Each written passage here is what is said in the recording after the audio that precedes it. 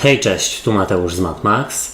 Ja witam Was ciepło i zapraszam na czytanie tygodniowe i tradycyjnie zobaczę dla Was ogólną energię, co ma szansę do Was przyjść i odejść do przeszłości, jak Wy się przedstawiacie, jaka będzie rada na ten tydzień oraz informacja, czego raczej nie robić i czego unikać.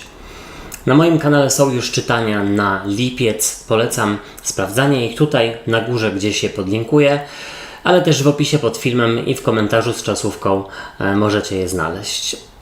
Pamiętajcie jednak, że te czytania są bardzo ogólne i tutaj nie będzie wszystko z Wami rezonowało, więc bierzcie do siebie tylko i wyłącznie to, co Wam odpowiada, a całą resztę zupełnie zostawiajcie i się nią nie przejmujcie.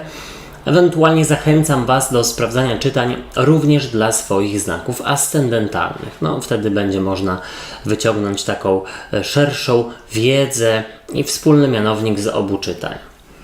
Przejdźmy do czytania i zaczynamy od raków. Wszystkiego dobrego dla osób, które obchodzą urodziny. Jaka będzie dla Was ogólna energia w tym tygodniu?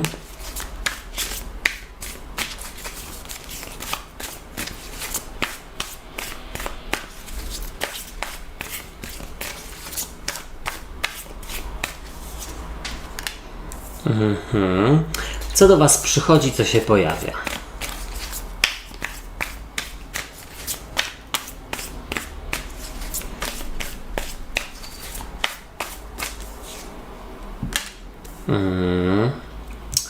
Co odchodzi do przeszłości?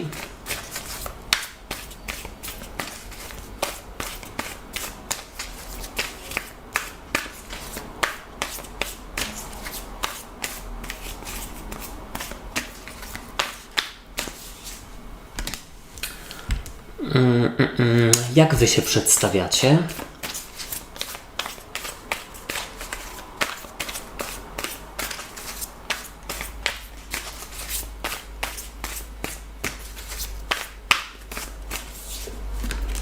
Kurczę, no słuchajcie, bardzo dziwne czytanie. Bardzo dziwne czytanie. Mam wrażenie, że ktoś poznał lub poznaje nową osobę, która wydaje się być takim spełnieniem marzeń, czymś wyczekanym, ale bardzo się przed tym wzbrania. I słuchajcie, to też może być nie tylko o nowej relacji, w ogóle o jakiejś obecnej.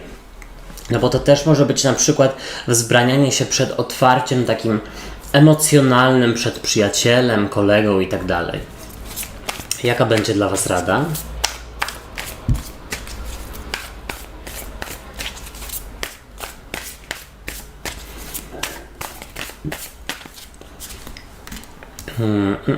I czego raczej nie robić, czego unikać?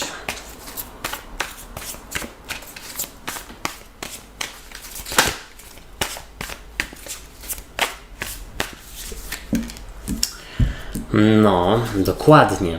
Zwłaszcza karta z przełożenia potwierdza to, co wcześniej powiedziałem. No i teraz tak, słuchajcie. Z przełożenia jest właśnie koło fortuny, a koło fortuny sugeruje łód szczęścia, coś nowego, niespodziewanego, coś, co było właściwie wyczekiwanego, ale nie wiadomo było, czy przyjdzie i kiedy przyjdzie. No ta karta sugeruje jakiś nowy etap i że na pewno Wam się tutaj coś poszczęści, albo już w ogóle poszczęściło ostatnio. Tak bym zasugerował. Jest to dobry czas na granie w gry losowe, na jakieś, no nie wiem, składanie dokumentów, aplikowanie o jakieś tam nowe stanowiska i tak dalej, i tak dalej. No, jest tutaj łód szczęścia i bardzo dobrze. Zobaczcie, w ogólnej energii jest karta 7 monet. No i jest to karta cierpliwości, która może sugerować, że ten tydzień będzie raczej spokojny. Nie będzie się za dużo działo. Jeśli chodzi o ten łód szczęścia, no to jasne, to nie będzie na tyle dynamiczne, że Wam tutaj po prostu wywróci życie do góry nogami. No tak jakby spokojnie, ale jeśli chodzi o 7 monet, no to też mi się wydaje, że Wy tutaj możecie się ociągać z przyjęciem czegoś, co jest dla Was. I słuchajcie, to może być na przykład nowa relacja, albo właśnie w ogóle taka nieumiejętność dzielenia się emocjami w obecnej. I wcale nie musi chodzić o relację romantyczną. Oczywiście możecie sobie to odwracać. To może chodzić o kogoś z waszego otoczenia, że ten ktoś nie umie się dzielić. Wybaczcie. Zobaczcie, przychodzi do was 9 buław, no i ta karta sugeruje takie odgradzanie się, stawianie przed sobą muru. No tak jak raki nie chciałoby rzeczywiście albo czegoś dopuścić do myśli swojej, albo kogoś może do swojego życia, czy w ogóle do swoich emocji, do swojego serca, no bo gdzieś może obawiacie się rzeczywiście zranienia albo kolejnego zawodu miłosnego, no czy w ogóle życiowego związanego ze stratą na przykład przyjaciela czy kolegi, no tak bym powiedział. Tutaj jest takie, też wiecie co, mimo tego, że nie widać tutaj żadnych przeszkód do spełnienia czegoś, na przykład do, no nie wiem, spełnienia marzenia o założenie własnego sklepu internetowego, powiedzmy, no to tutaj i tak jest, że tak powiem, no takie wymyślanie sobie barier. Okej, no nie dam rady, to nie wyjdzie, nawet nie będę zaczynać. O. Tutaj zobaczcie, do przeszłości odchodzi rycerz mieczy, a rycerz mieczy walczy w imię wyższych wartości i no wychodzi na to, że komuś po prostu nie chce się walczyć, ktoś odpuszcza, co rzeczywiście nie jest dobrą postawą, dlatego że no, karta koła fortuny sugeruje, że tutaj coś się wydarzy, coś jest dla was. Tu jest ewidentnie no, ten łód szczęścia. Coś by się opłacało zrobić i nie warto się poddawać, no dosłownie. Nawet jeśli chodzi to o, no nie wiem, rzeczywiście powiedzmy tę nową relację. Nie wiem, czemu się tak czepiłem. Może to być związane z tym, że zobaczcie, wy przedstawiacie się jako as kielichów. No i as kielichów to początek nowej miłości, zauroczenia, nowej relacji i powiedziałbym, że tak, albo rzeczywiście tutaj ktoś nowy się pojawia, no bo jest koło fortuny oraz as kielichów, więc no gdzieś tutaj single, oczy, uszy i wszystko inne mieć szeroko otwarte, ale tutaj też w ogóle może sugerować ta karta i ten rozkład to, że no wy macie na tyle emocjonalne, może nawet za bardzo emocjonalne podejście do rzeczy, no że gdzieś no sami się autosabotujecie. Czyli zamiast tak pomyśleć, tak jak to się mówi, na chłopski rozum, czego nie lubię, tego określenia, no czy naprawdę są jakieś przeszkody do tego, aby, no nie wiem, założyć ten sklep internetowy, czy naprawdę jest się czego bać? Wiecie, o co chodzi. Mam nadzieję. Jaka jest rada? Rada to jest karta cesarza, który jest właśnie bardzo taki zdecydowany, konkretny, kontrolujący sytuację, no i taki pewny siebie, pewny swego. No rada jest rzeczywiście, żeby coś określić bardziej na rozum, aniżeli na serce. No bo tutaj serce może być wasze, no nie wiem, za bardzo rozemocjonowane, jeśli można to tak w ogóle powiedzieć. Coś po prostu wziąć na chłodno. Podjąć też w ogóle jakąś decyzję w zgodzie ze swoją głową. Czego nie robić, czego unikać i jest to król monet. Król monet, czyli byk, panna, koziorożec. Nie wiem dlaczego aż tak, ale no on by tutaj mógł, wiecie co, pokazywać się jako, bo w ogóle król monet jest bardzo doświadczony.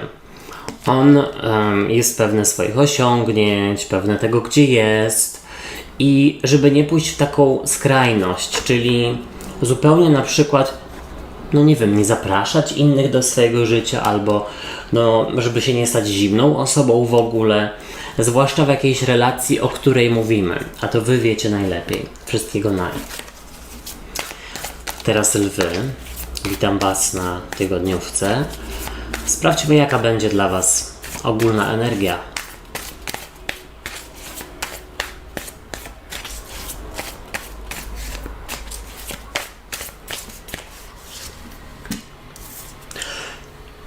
Wybaczcie. Co do was przychodzi, co się pojawia?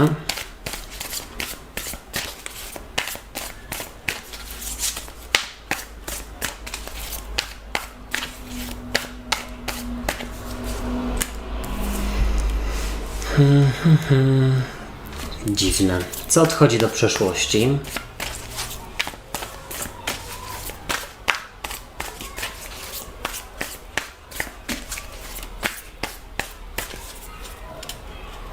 Słyszę, że za oknem jakieś dzieciaki są na przerwie albo gdzieś idą całą klasą czy tam grupą. Mam nadzieję, że bardzo nie słychać. Jak wy się przedstawiacie?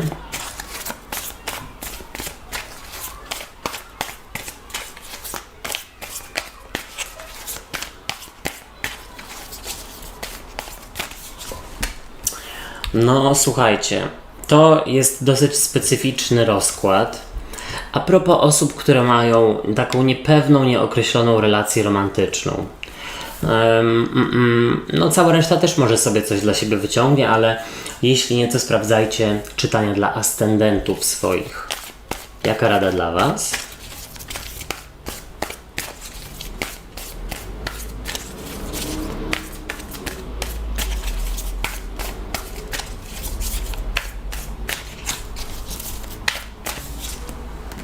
O, odwrócona królowa mieczy. No ciekawe, czemu się odwróciła. Czego nie robić, czego unikać?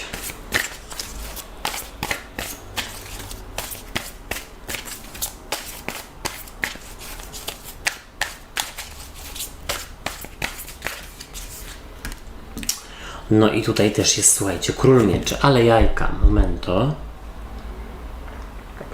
W ogóle sporo mieczy, a miecze sugerują trygon powietrza, bliźnięta waga wodnik, albo w ogóle, że tutaj pewne sprawy bardzo szybko się zadzieją, no bo powietrze jest raczej szybkie.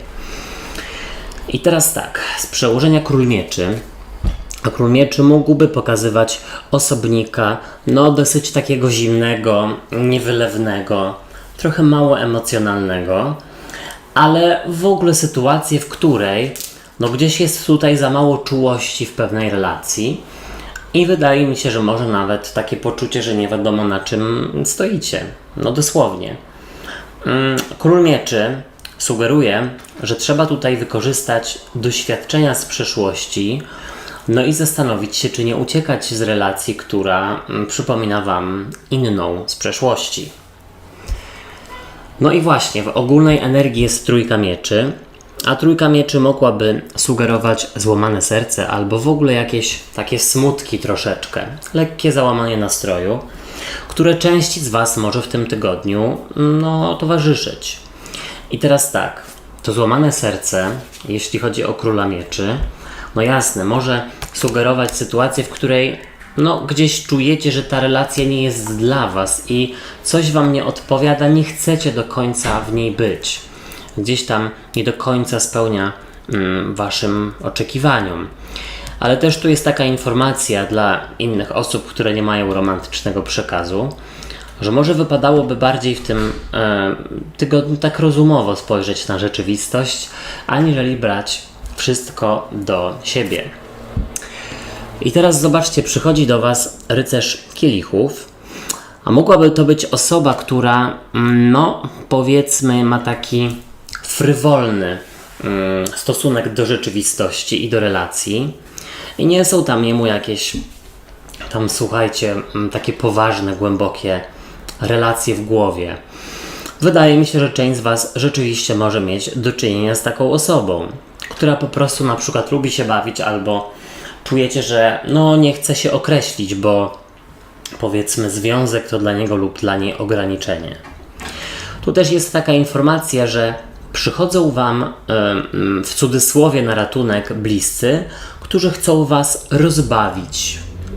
Zwłaszcza jeśli macie tutaj jakieś smutki w tym tygodniu. Zobaczcie, do przeszłości odchodzi as buław. I z jednej strony jest to informacja, że możecie mieć troszeczkę mniej energii w tym tygodniu, więc wypadałoby się zastanowić, skąd to wynika. Czy za mało śpicie, może jest jakieś tutaj złe odżywianie się, nie jakieś pełne różnych składników, tylko powiedzmy cały czas nudna dieta, a może za mało się ruszacie, w sensie jakiegoś fitnessu, czy jakichś innych zajęć, cokolwiek. Jeśli chodzi o asa buław, to też informacja, że u kogoś może gasnąć płomień namiętności w relacji. I może to jest jednym z powodów, dlaczego no tutaj trzeba podjąć pewne decyzje, albo rzeczywiście porozmawiać. Tym bardziej, że zobaczcie, wy przedstawiacie się jako piątka mieczy, a piątka mieczy to zamiatanie spraw pod dywan lub w ogóle poddanie się. Teraz tak. Dla osób, które po prostu mają spadek nastroju, no to może nie umiecie trzeźwo spojrzeć na rzeczywistość i wyciągnąć wniosków i zastanowić się, skąd macie ten spadek nastroju, ale też mam wrażenie, że część z Was może robić dobrą minę do złej gry, czyli udawać, że wszystko jest w porządku i nie pozwalać sobie na jakieś słabości. Jeśli chodzi o tę piątkę mieczy, to też bym powiedział, że dla osób, które rzeczywiście mają tutaj niefajne relacje, myślę, że jest decyzja o, przynajmniej na ten moment, po prostu wycofaniu się, poddaniu się. Zobaczcie, w Radzie jest dla Was królowa mieczy odwrócona. No i teraz tak, po pierwsze, trzeba by było się tutaj przyznać przed sobą, naprawdę, co Wam leży na sercu i na duszy, ale też nie odrzucać pomocy czy wsparcia innych przyjaciół. Jeśli tam chcą Was na przykład zabrać do kina, czy na spacer, czy na kolację, cokolwiek, no to jak najbardziej przyjmować zaproszenia. Przyda Wam się bycie z ludźmi, przyda Wam się odpoczynek, nie leżąc na kanapie w domu, tylko też inny rodzaj odpoczynku, na przykład z ludźmi. Rada też jest taka, żeby dystansować się od osób, które rzeczywiście nie dają Wam bezpieczeństwa, nie dają Wam satysfakcji, nie wiadomo, o co chodzi w tej relacji. Czego nie robić, czego unikać? Dziewiątka buław, czyli karta sugerująca stawianie przed sobą muru. Przed przyjaciółmi, przed bliskimi, osobami, które rzeczywiście mogłyby Wam tutaj nastrój polepszyć, nie odgradzać się. Ale jeśli chodzi o związki i relacje takie już bliższe, romantyczne, to powiedziałbym, żeby to zwłaszcza dla kobiet na przykład, żeby nie myśleć o sobie w ten sposób, będę niepełna, będę gdzieś skrytykowana za to, że nie mam partnera, czy tam partnerki, rodziny, więc już lepiej będę przy tym, co jest, nawet jeśli nie daje mi to szczęścia. Wiecie, o co chodzi. Nie spełniajcie tutaj, że tak powiem, pragnień i nacisków innych, tylko jeśli Wam coś nie odpowiada, to idźcie dalej. Wszystkiego naj. Teraz panny. Witam Was na tygodniówce. Jaka będzie dla Was ogólna energia?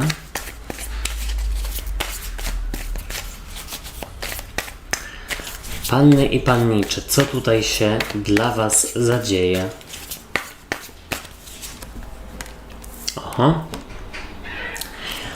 No dobrze, co do Was przychodzi, co się pojawia w takim razie?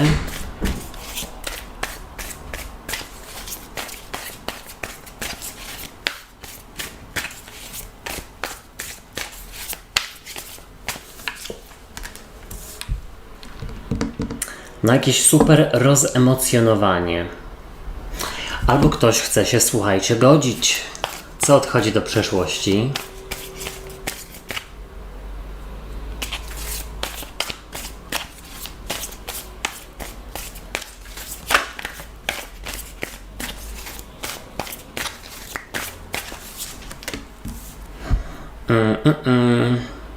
Dziwne.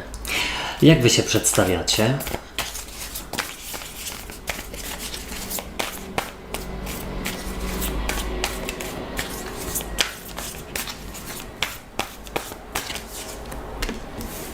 Karta księżyca, może jest taka sytuacja, w której ktoś z Was ma w głowie osobę, z którą coś tam nie wyszło. I może nawet z braku laku, gdzieś jest tutaj chęć odnowienia tej znajomości. Rada dla Was.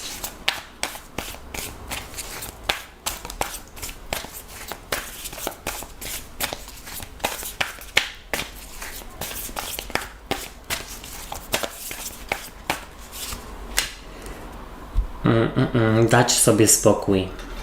No zwłaszcza jeśli to jest coś, co już tam się zakończyło. Nie powinno to wracać. Czego nie robić, czego unikać.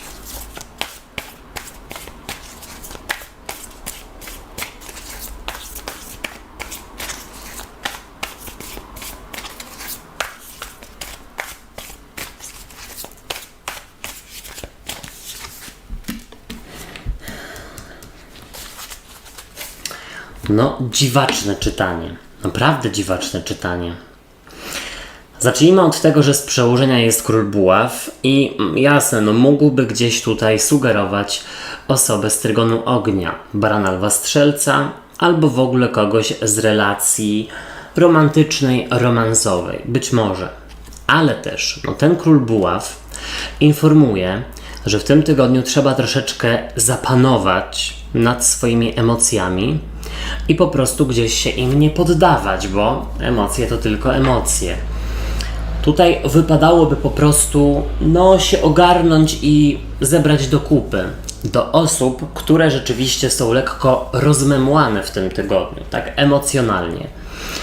Ja tutaj widzę, że nie ma jakiegoś większego powodu, żeby rzeczywiście rozmemłanym lub rozmemłaną być. Zobaczcie, w ogólnej energii jest piątka kielichów i to jest właśnie karta, która pokazuje, że gdzieś możecie mieć skłonność do myślenia o tym, co się zakończyło. Taki troszeczkę nostalgiczny nastrój. Być może za bardzo patrzycie w przeszłość albo w ogóle ktoś z przeszłości Wam się przypomni. Osoba, tak jak już wcześniej sugerowałem, może z romantycznej bądź z romansowej relacji. I przez to nie widzicie, że tak powiem, rzeczywistości takiej, jaka jest. Tylko gdzieś tam patrzycie na nią przez filtr tego, co się tam wydarzyło. Może być trochę nostalgicznie jasny. Tak bym zasugerował. Zobaczcie. Przychodzi do Was as kielichów. No a as kielichów to albo początek nowej znajomości, czyli może się jakaś tutaj pojawić, ale przez taką obawę a propos tego, co się wydarzyło z przeszłości, trudno Wam się w ogóle zaangażować na nowo w jakąkolwiek relację. Jeśli chodzi o tę kartę, to też może być informacja, że przychodzi taka chęć wyciągnięcia ręki do kogoś, z kim relacja jest teoretycznie zakończona. Tu jest jakiś sentyment, może rzeczywiście w Was jeszcze, ale as kielichów to w ogóle jakieś nadmierne rozemocjonowanie. Zobaczcie, do przeszłości odchodzi dziewiątka kielichów, a dziewiątka kielichów mogłaby mówić o jakiejś takiej czystej radości, zwykłej radości, która jest związana z jakimiś takimi przyjemnościami dnia codziennego. I rzeczywiście, możecie tak za bardzo na poważnie podchodzić do rzeczywistości. Po prostu. Zbyt poważnie, ale też jakaś relacja, która jest w Waszej głowie, najprawdopodobniej jest iluzją i ktoś tutaj nakłada maskę. Czy osoba, która się pojawia z przeszłości, czy osoba z przeszłości, która pojawia się w Waszej głowie, ale Wy nakładacie na nią filtr i percepcję selektywną, że wcale tak źle nie było, może się odezwę. Tak się nie robi, słuchajcie. Zobaczcie, Wy przedstawiacie się jako karta księżyca, piękna makowa panienka, ale ta karta może mówić właśnie, że po pierwsze jest coś tutaj ukryte, więc być może przed nową relacją rzeczywiście się ukrywacie, obawiacie, gdzieś najprawdopodobniej żal z przeszłości i jakieś relacje, które nie wyszły tutaj, mogą decydować o tym, że trudno jest Wam się zaangażować. Ewentualnie jest to też informacja, że jesteście bardzo dużo w strefie myśli w tym tygodniu i może wypadałoby spróbować jakichś technik wyciszania, medytacji czy czegokolwiek, modlitwy, żeby te myśli ukoić i żeby je troszeczkę gdzieś tam wystopować. W Radzie jest, zobaczcie, potwierdzenie, 4 mieczy. Przyznać się, kto jeździ na motocyklu. 4 mieczy może mówić tak. dać sobie spokój, dać sobie siana, nie wracać do przeszłości, chyba żeby gdzieś tam odrobić lekcje, i wyciągnąć wnioski i tyle, nie babrać się w tym, i gdzieś wydaje mi się, że lepiej nie odzywać się do osób, z którymi coś was kiedyś łączyło, ale już nie łączy. To też jest taka informacja, żeby ukoić swoje zmysły i mniej myśleć po prostu. Czego nie robić, czego unikać? 4 buław. Słuchajcie, unikać odnawiania relacji, po prostu, naprawdę. Bo tutaj ta karta mogłaby sugerować pokój i taką unię pomiędzy 2 osobami. I to jest dla mnie informacja, żeby tego pokoju nie robić. Nie jest wam potrzebna relacja, która się zakończyła. Zakończyła się widocznie nie bez powodu. 4 buław też sugeruje, żeby nie wierzyć we wszystko, co się dzieje w waszej głowie. Po prostu. Tak umieć odcedzić rzeczywistość od wymyślania wszystkiego na. Teraz wagi. Zapraszam was na tygodniówkę. Jaka będzie dla was ogólna energia?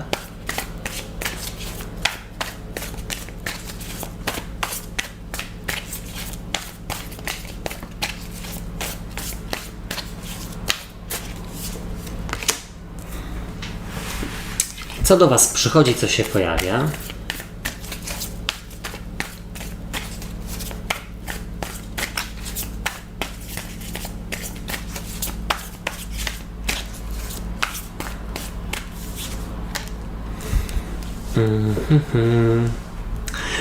Umiejętność spojrzenia na sprawy takie, jakimi są. Zamiast takiego emocjonalnego bardzo podejścia. Co odchodzi do przeszłości?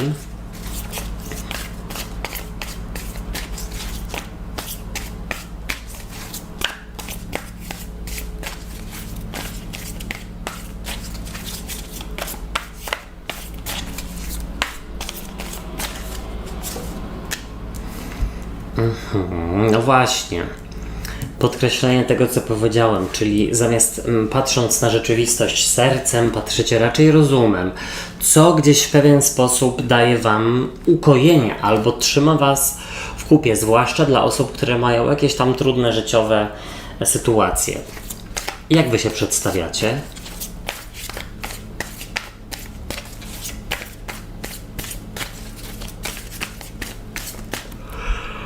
Oj, wybaczcie.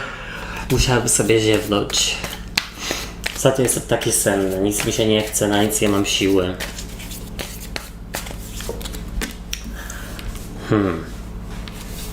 Mała sprzeczność. Jaka będzie dla was rada?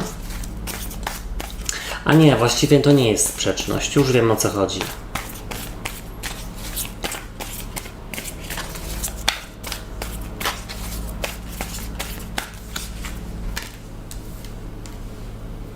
I czego raczej nie robić, czego unikać.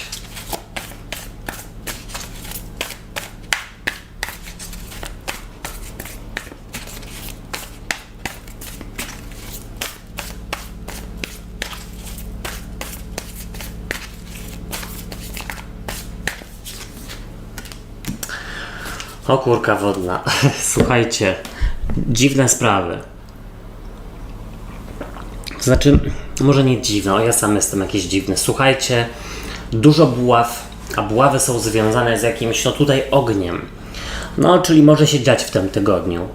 Po prostu może się dziać. Zobaczcie. Z przełożenia rycerz buław, a rycerz buław może sugerować jakąś szybkość, prędkość, wybuchowość. To, że gdzieś momentami ostatnio mogłyście wybuchać. W sensie, że niekoniecznie umieliście panować nad swoimi emocjami. Po prostu. Ten tydzień może być dosyć również niespokojny i obfitujący w dużo takich niespodziewanych zmian, planów na przykład. Takie szybkie reagowanie, szybkie otwarcie się na zmiany. Po prostu. W tej ostatniej chwili, dosłownie. Ale zobaczcie, w ogólnej energii jest dla was karta sądu ostatecznego, która jest związana z wejściem na wyższy poziom.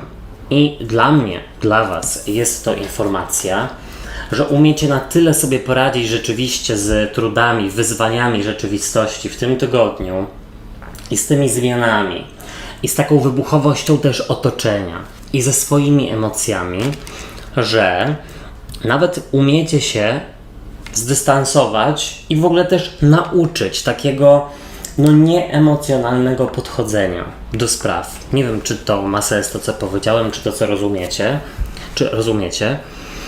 Ta karta mówi o tym, że możecie się wiele nauczyć o sobie w tym tygodniu, również takiego bycia mądrzejszym od innych, czy mądrzejszej.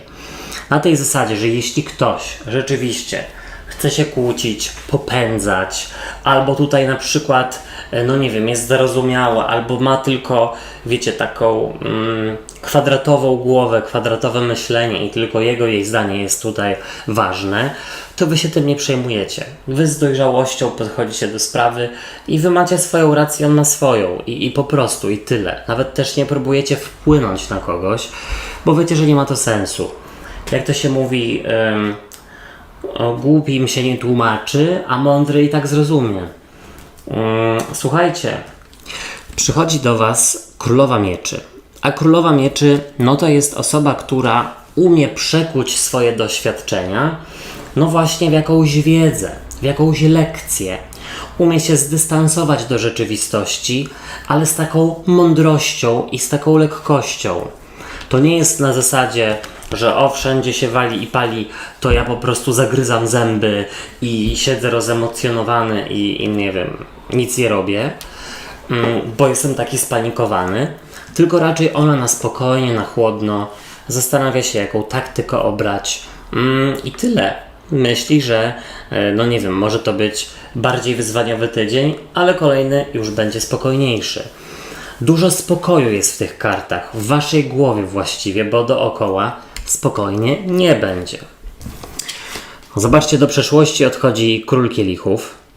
A Król Kielichów to jest, słuchajcie, po pierwsze, właśnie tutaj patrząc, idąc tym tropem Królowej Mieczy, osoba troszeczkę rozemocjonowana, albo w ogóle osoba, która patrzy tutaj przez serce. To nie jesteście wy w tym tygodniu. Ale słuchajcie, Król Kielichów to może być bardzo bliska wam osoba typu matka, ojciec, siostra, brat, partner, partnerka. Takie najbliższe otoczenie. I tutaj ktoś rzeczywiście może was wyprowadzać z równowagi. Albo próbować wyprowadzić. Może już wam troszeczkę ręce opadają na to, co ta osoba tam, słuchajcie, działa. I teraz tak, zobaczcie. Wy przedstawiacie się jako as buław. I to jest troszeczkę w kontrze do tego, co mówiłem wcześniej, ale wychodzi na to, że nadal macie wigor, nadal macie siłę i energię do radzenia sobie z tą rzeczywistością. Tylko po prostu, gdzieś nie spalacie się. Czy ma to sens? Piszcie, czy rozumiecie, o co mi chodzi. Jak nie rozumiecie, to też piszcie. A może macie jakieś inne propozycje, jak określić to, co tutaj chciałem zawrzeć. Słuchajcie, w Radzie jest dla was 8 buław, a 8 buław mogłaby sugerować, żeby rzeczywiście, nie podchodzić bardzo emocjonalnie i tak wybuchowo do osób, które rzeczywiście tutaj broją i wam po prostu ręce opadają. Pozwolić im, że tak powiem, na to. Działać w cieniu, że tak powiem. Niech ktoś ma swoją rację, a wy miejcie swoją i tyle. 8 buław też mówi, żeby jeśli chcecie kogoś umoralniać na przykład, albo coś komuś tłumaczyć, to zróbcie to raz. Nie róbcie tego więcej, bo druga strona straci do was, może nawet nie to, że szacunek, ale pomyśli, że dobra, wy to tylko paplacie i paplacie. Nie, raz, a stanowczo. Wiecie, o co mi chodzi. Czego nie robić, czego unikać? 4 kielichów. 4 kielichów to jest taka strefa myśli. Zastanawianie się, porównywanie. I jest to informacja, żeby gdzieś myślą nie ufać. W ogóle słuchajcie, żeby mało myśleć w tym tygodniu. Chyba że myśleć w sensie planować. Mam nadzieję, że to rozumiecie. Wszystkiego naj. Teraz Skorpiony. Zapraszam na tygodniówkę. No i jaka będzie dla Was ogólna energia?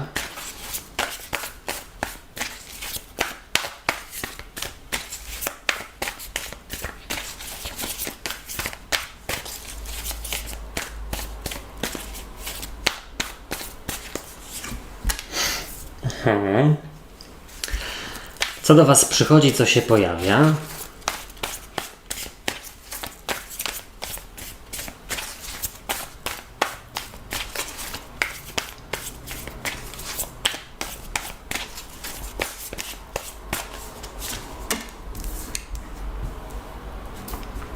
Co odchodzi do przyszłości?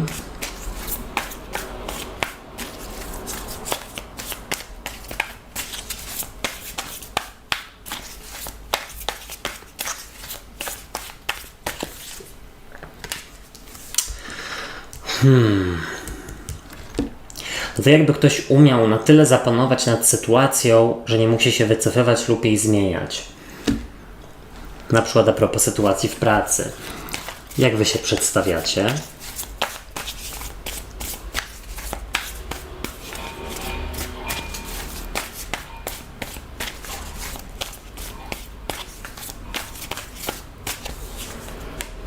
O wow, no bardzo silne karty, naprawdę. Takie związane z jakimiś przywódcami, z wielką charyzmą, z autorytetami, które Wy w sobie macie. No nie autorytety, tylko autorytet w sobie. Jaka rada dla Was?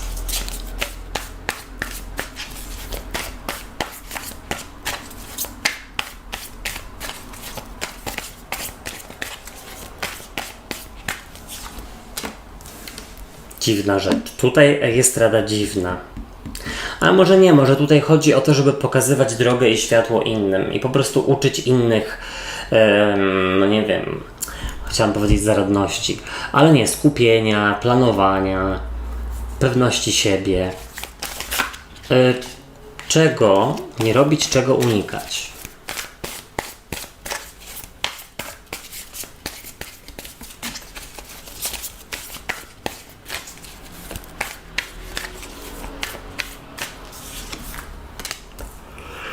Słuchajcie, wybaczcie. Ale tak mi się dzisiaj ziewa, ale to chyba z gorąca, wiecie, jest bardzo duszno. Ja też nie otworzę okna, bo będzie bardzo głośno. Nie włączę wiatraka, bo też mnie nie będziecie słyszeć. Tu jeszcze lampa grzeje, więc...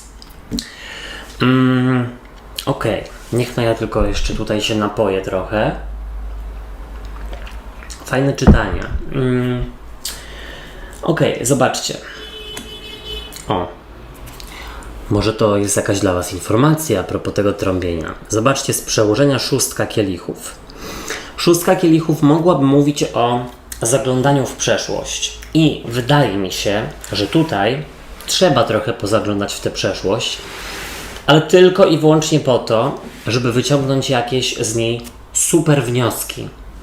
No, mam w ogóle wrażenie, że otoczenie Wasze jest bardzo rozkojarzone, nie wie co robić, trochę się może obija i Was to irytuje, ale nie na tyle, że tutaj wybuchacie, tylko bardziej jak matka, czy jak ojciec, czy jak nauczyciel bądź nauczycielka, tak tutaj wskazujecie rzeczywiście innym drogę.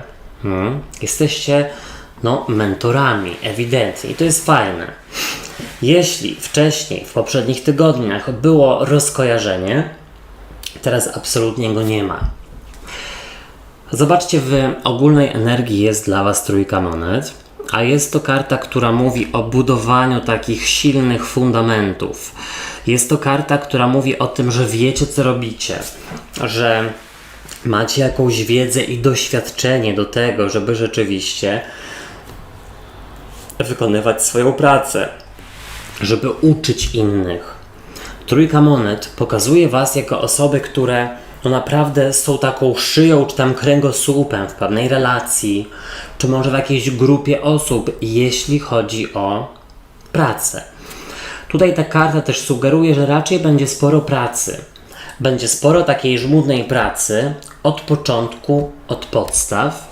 być może z osobami, które na przykład szkolicie albo którym chcecie pomóc, również emocjonalnie.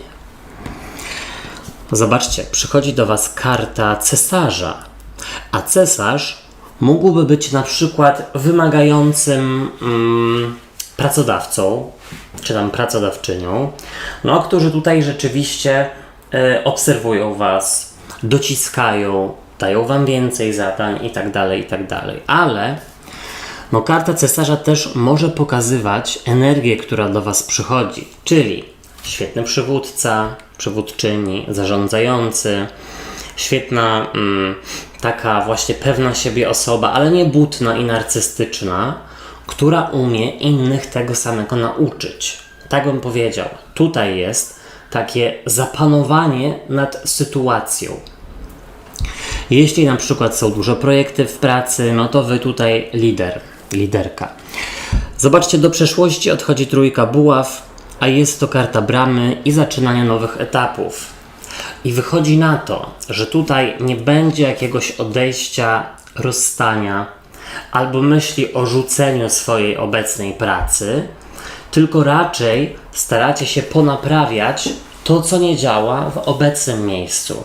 Czyli jeśli tutaj będziecie pewne tego, że wszystko zostało zrobione, żeby daną sytuację naprawić, uratować, przytrzymać, to i dalej to nic nie daje, to dopiero wtedy ewentualnie myślicie o zmianie. Ale widzę, że tutaj gdzieś nie ma potrzeby zmieniać. Tak bym powiedział, bo Wy umiecie zadbać o to, co już macie. I zobaczcie, Wy pokazujecie się jak kapłan. Zobaczcie, kapłan i cesarz. Jedne z najsilniejszych osób w tarocie, chyba nawet najsilniejsze. I kapłan, czyli karta byka, ewentualnie panny lub koziorożca, czyli trygonu ziemi, pokazuje właśnie autorytet. Kogoś, kto jest pewny siebie, kogoś, kto rządzi, kto umie przypilnować, kto umie kontrolować. I teraz tak, z jednej strony, jeśli macie do czynienia tutaj z takim wymagającym pracodawcą lub pracodawczynią, świetnie sobie radzicie ze wszystkimi zadaniami, pokazujecie się jako ktoś, kto może być autorytetem. Super. Ewentualnie, ta karta może po prostu pokazywać Was jako osoby, które umieją przekazywać swoją wiedzę innym, umieją innych umoralniać itd., itd. Zobaczcie, w Radzie jest 8 kielichów i właśnie w tej talii ona przedstawia syrenę, która gdzieś jest pod wodą, taką ciemną. I to jest taka, to jest ciemność, to są trudne emocje, to jest rozemocjonowanie, nieumiejętność poradzenia sobie z sytuacją i informacja jest taka, że to Wy macie wskazać drogę innym. Macie gdzieś dać im światło, macie być mocniejsi, dojrzalsi i mają się od Was po prostu uczyć, wytyczać jakieś tutaj szlaki. Czego nie robić, czego unikać? 9 monet. Słuchajcie, macie na tyle dużo wiedzy i siły, że dobrze jest się nią dzielić. I tutaj jest informacja, żeby jej nie zostawiać tylko i wyłącznie dla siebie, bo być może w ogóle wszystkim dookoła będzie się lepiej żyło, pracowało i wówczas również Wam. Tyle. Wszystkiego naj. Teraz strzelce. Witam Was na tygodniówce. Jaka będzie dla Was ogólna energia?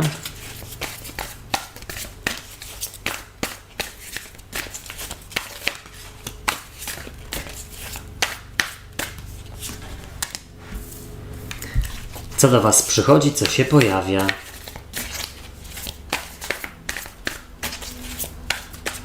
Jakiś helikopter słyszę w tle u mnie.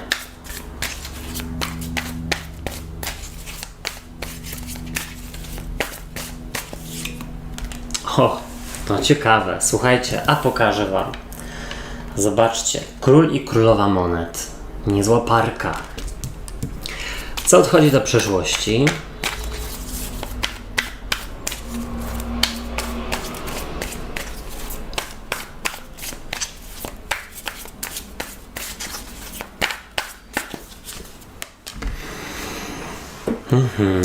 Jak Wy się przedstawiacie w tym tygodniu, strzelce i strzelczynie? albo łucznicy i łuczniczki.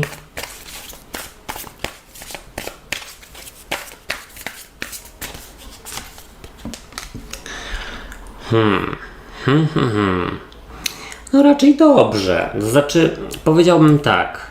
Jeśli chodzi o zawieranie jakiejś ugody, podpisywanie kontraktu, walki o pieniądze, bądź staranie się o podwyżkę, czy rozmowy kwalifikacyjne, no tutaj jak najbardziej na plus, w sensie pozytywna energia dla Was. Rada.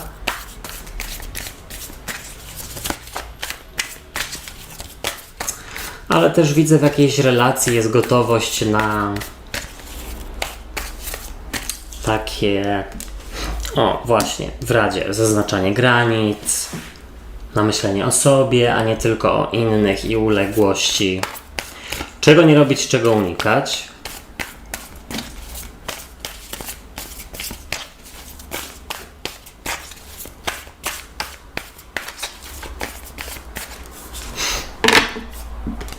No okej. Fajne czytanie, naprawdę fajne czytanie. Momento. Powiem tak. No zacznijmy od początku. Z przełożenia karta sądu ostatecznego, która sugeruje wejście na wyższy poziom.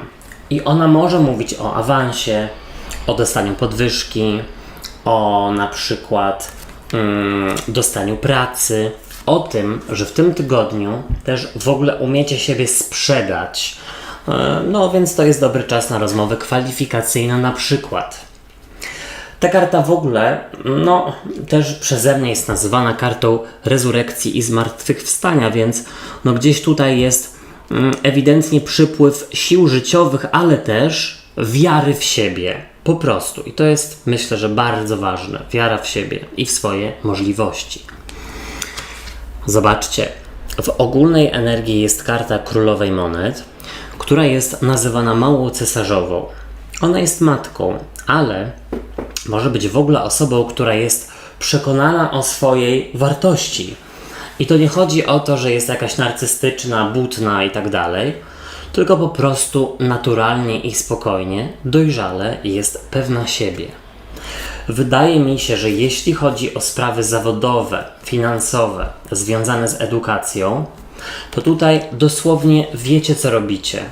No tak, no wiecie, jak rozmawiać o pieniądzach, żeby no wam się tutaj coś, żeby wam skapnęło to, co wam się należy. Na przykład, to też jest w ogóle, słuchajcie, tydzień, wiecie czego? Zdrowego egoizmu i pokazywania, że nie z wami te numery, ale w sposób dojrzały i z klasą, a nie butny.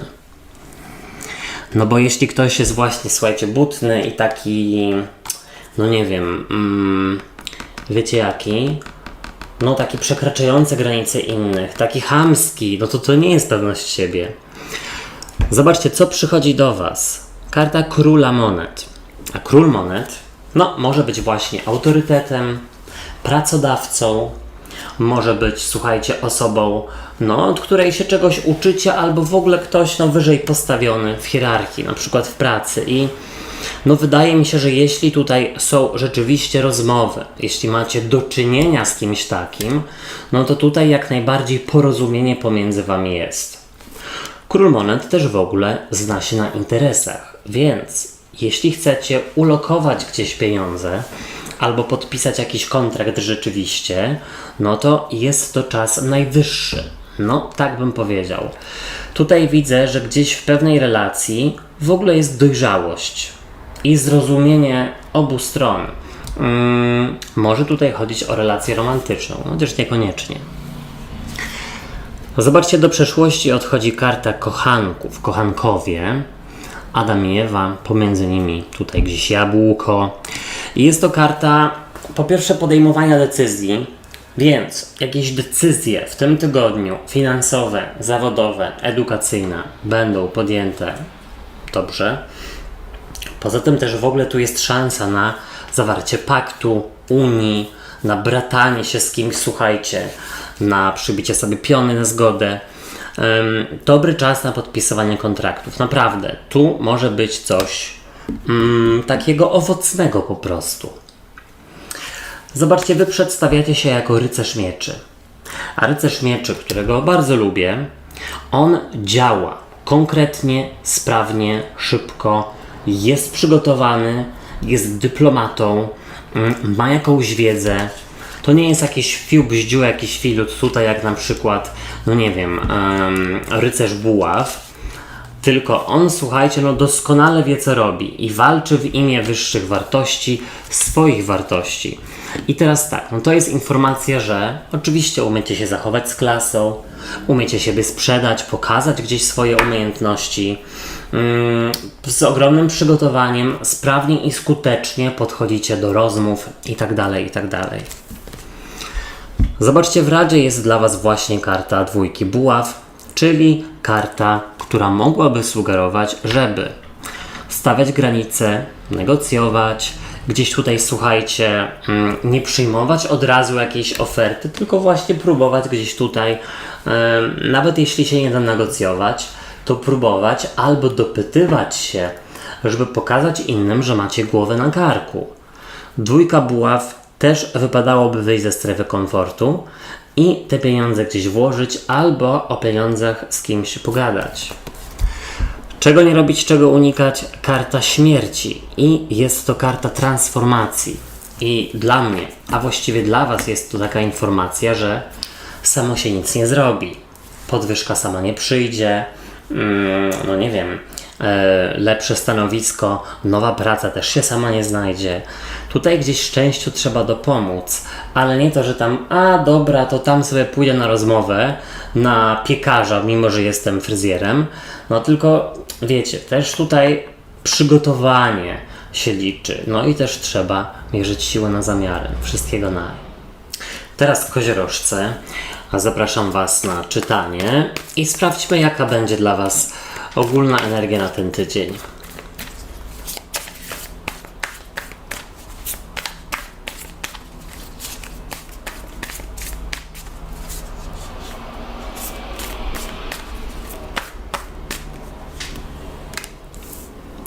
Co do Was przychodzi, co się pojawia?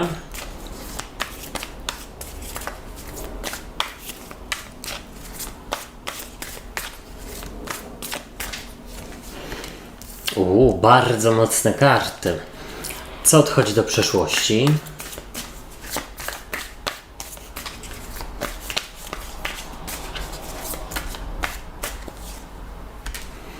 Ale odchodzi do przeszłości jakaś kłótnia. Nie będzie zakończenia, nie będzie kłótni, nie będzie darcia kotów. Jak Wy się przedstawiacie?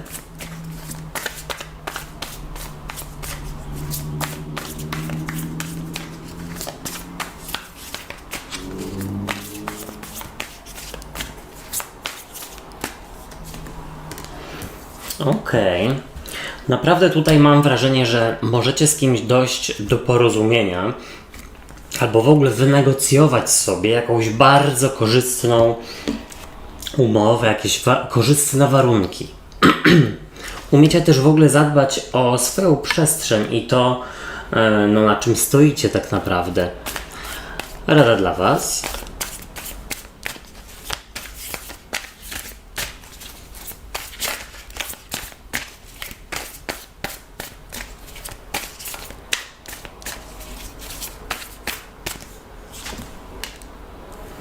I czego raczej nie robić, czego unikać. No, niezłe czytanie.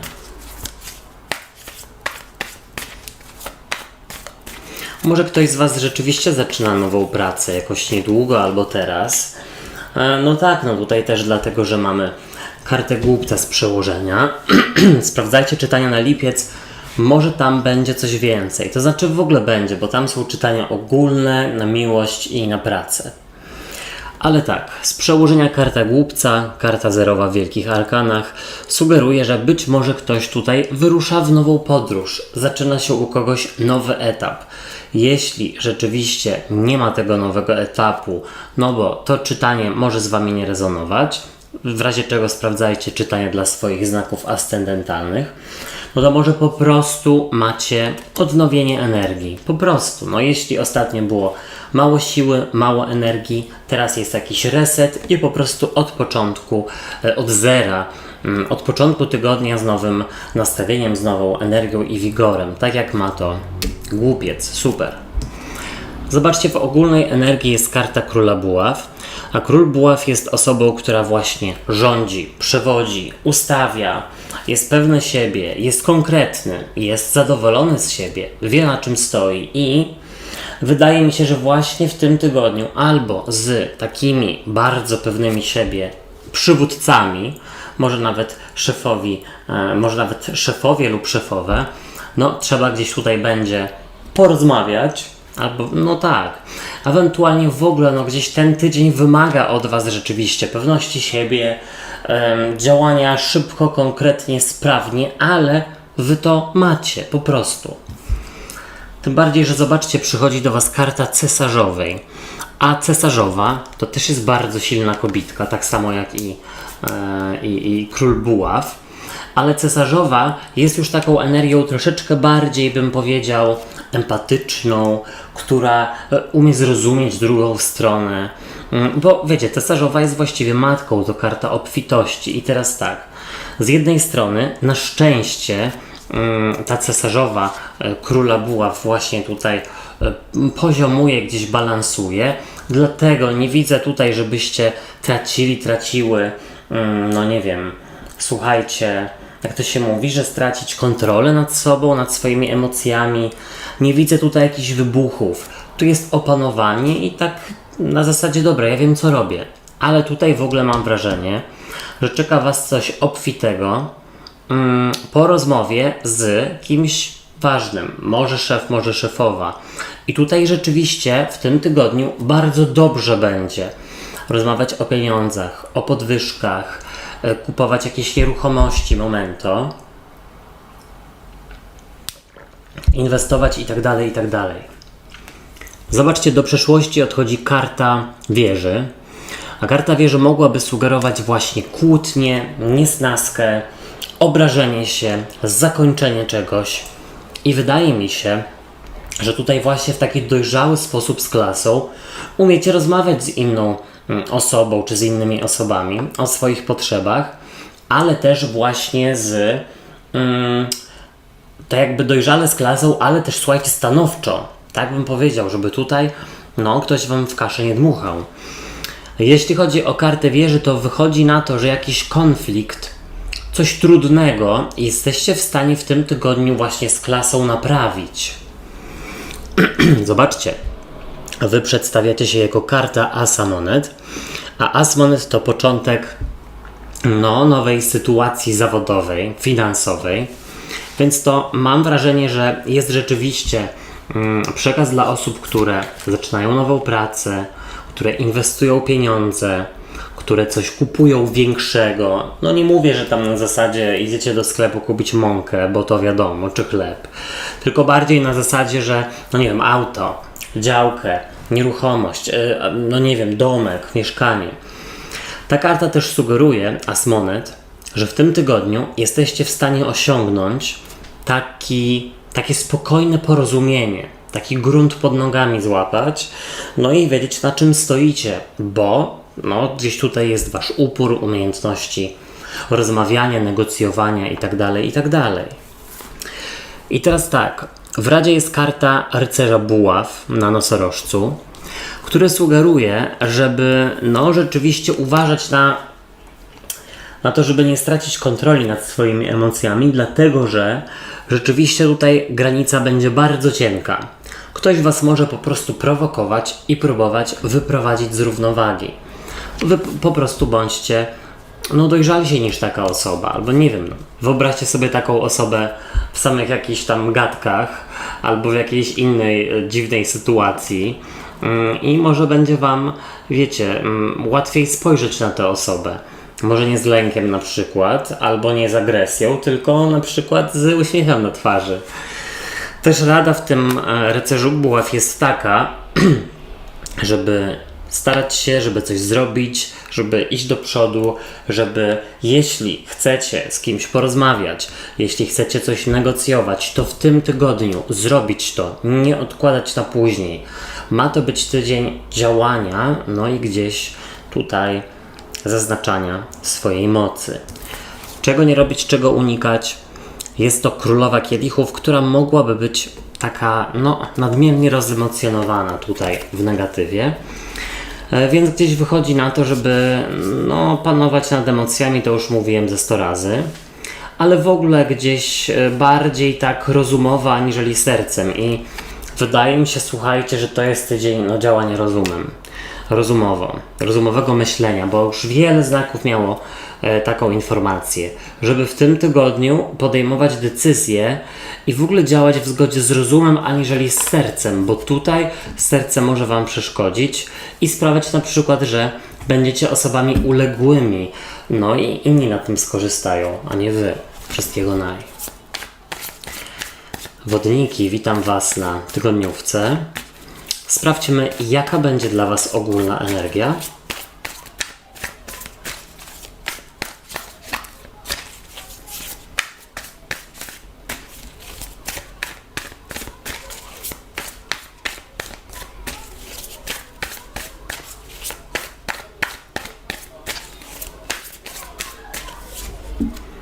O, taka sama jak u koziorożców. Co do Was przychodzi, co się pojawia?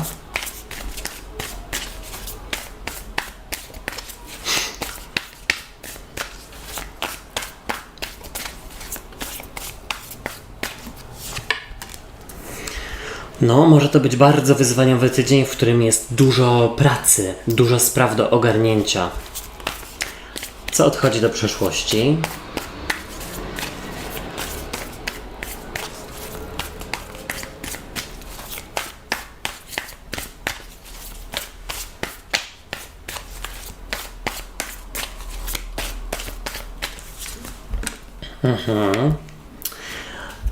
Wydaje mi się, że nie ma takiego mazania się, tylko po prostu jest ok. Wyzwaniowy tydzień, biorę się do roboty i tyle. Nie myślę o tym, czy nie wiem, czy to jest dobrze, że jest wyzwaniowy, czy nie. Po prostu działam. Jak Wy się przedstawiacie?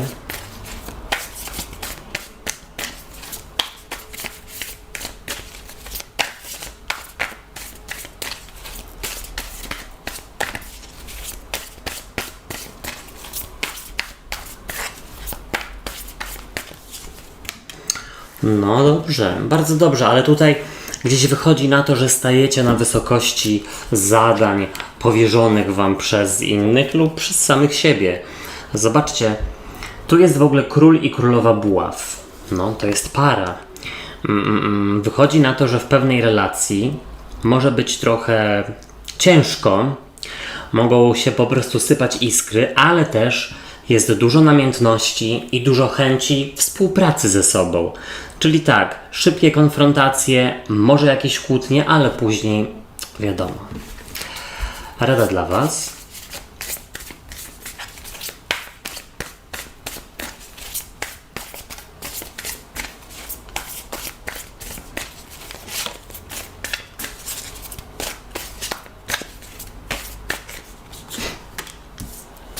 I czego nie robić, czego unikać.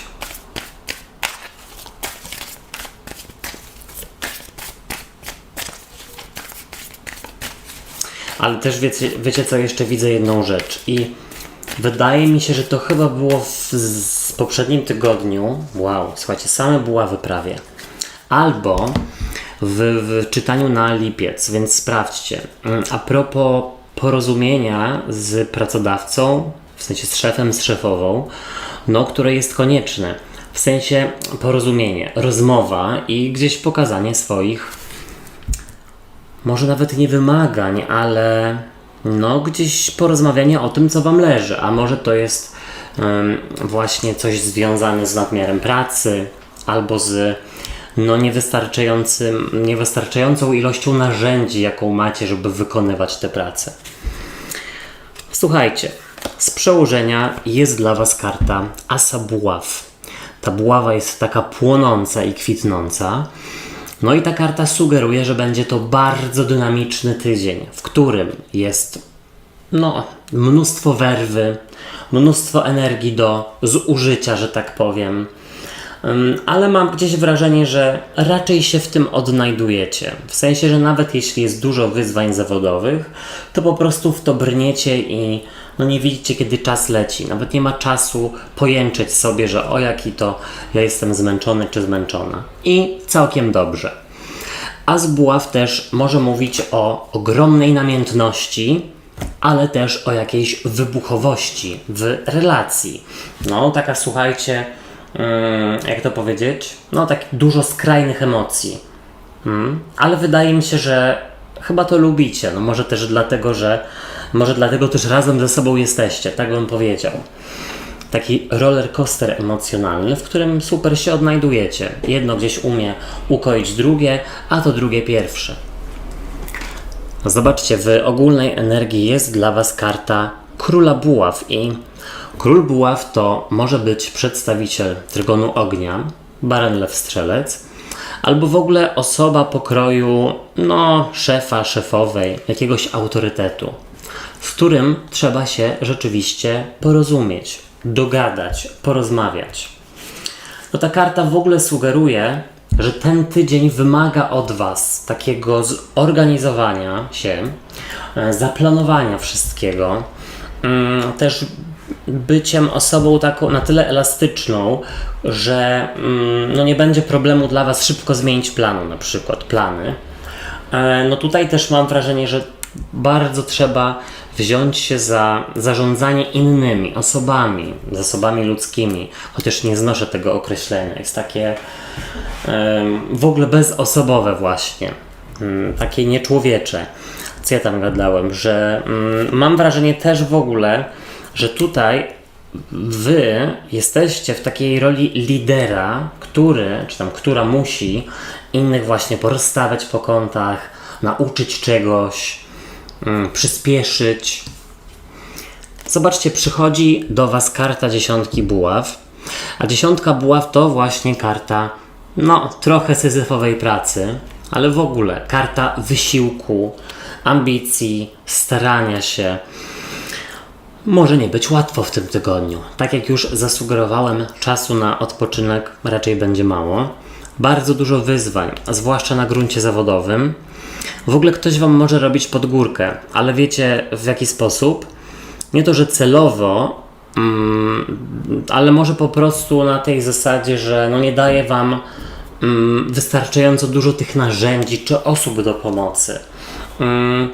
Czy celowo, czy niecelowo. Jak widzi, że dajecie radę, to daje Wam więcej. Tak to jest, słuchajcie, w pracy i właściwie w relacjach międzyludzkich też, bo tutaj widzę, że łatwo nie będzie dogadać się z partnerem lub partnerką, ale summa summarum, gdzieś jak już emocje opadną, to umiecie siebie gdzieś ukoić i wtedy z tej, agresji przychodzi namiętność na przykład.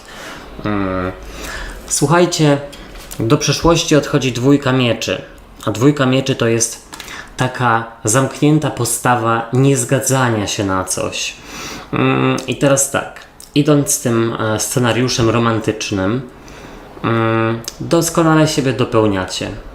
Więc tutaj nie ma czegoś na zasadzie, że jedna osoba jest poszkodowana, wykorzystana i tam, uległa, a druga tutaj po prostu góruje.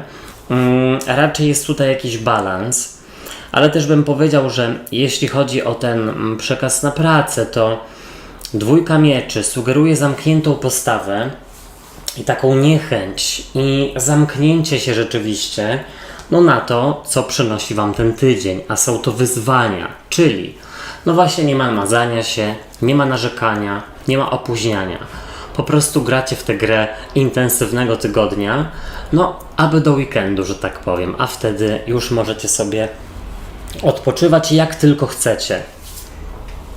Zobaczcie, Wy przedstawiacie się jako królowa buław, właśnie para do króla buław, ale królowa buław jest dosyć do niego podobna, czyli właśnie działa, jest konkretna, jest pewna siebie, jest taka, jak to się mówi, jedno z moich ulubionych słów i określeń, zaradna. O, jest taka zaradna. Ale też wiecie, jeśli chodzi o królową buław, to ona jest troszeczkę bardziej empatyczna aniżeli król.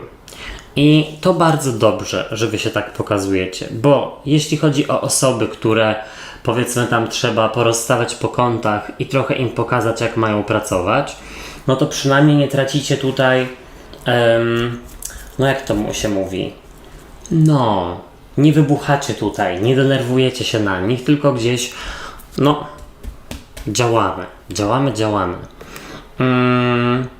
Słuchajcie, w Radzie jest 6 mieczy, a 6 mieczy sugeruje, że wypadałoby wam znaleźć jakieś, nie wiem, hobby, pasję, cokolwiek, coś, co po intensywnej pracy będzie wam dawało ukojenie. I nie mówię, że to musi być codziennie, może to być w weekendy albo tam, nie wiem, raz w miesiącu, ale coś, co jest czymś zupełnie innym. I mi się wydaje, że to może być związane, słuchajcie, z przemieszczaniem się, z podróżowaniem, albo z planowaniem takich podróży dla innych. Nie wiem, skąd mi to przyszło, wiem, skąd mi to przyszło do głowy, bo widzę karty, ale no już tutaj nie mówię wam, żeby otwierać swoje biura podróży, ale mi się wydaje, że swoje zdolności, tam powiedzmy zarządzania, planowania, wymyślania takie kreatywne też, możecie spożytkować właśnie pomagając innym. Czego nie robić, czego unikać? 5 kielichów. No 5 kielichów to jest właśnie skupianie się na tym, na czym się nie powinno skupiać. Czyli zamiast pracować, no to my narzekamy. No, tego nie robić, ale też jest taka informacja, żeby nie ignorować swoich potrzeb. Więc jeśli rzeczywiście jest za dużo obowiązków albo za mało wykwalifikowanych osób do pomocy, no to nie czekać, aż ktoś da wam, no nie wiem, więcej pracowników i mniej obowiązków. No nie, no bo to się nie zdarzy. Trzeba po prostu zakomunikować. Wszystkiego naj. Ryby, witam was na tygodniówce. Jaka będzie dla was ogólna energia?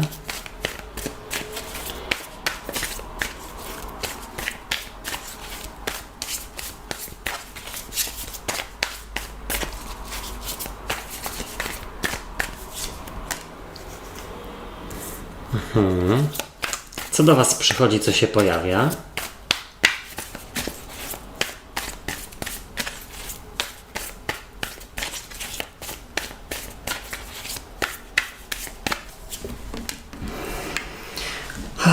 No, trzeba tutaj mieć dużo cierpliwości i opanowania, jeśli chodzi o osoby, które was otaczają. Co odchodzi do przeszłości?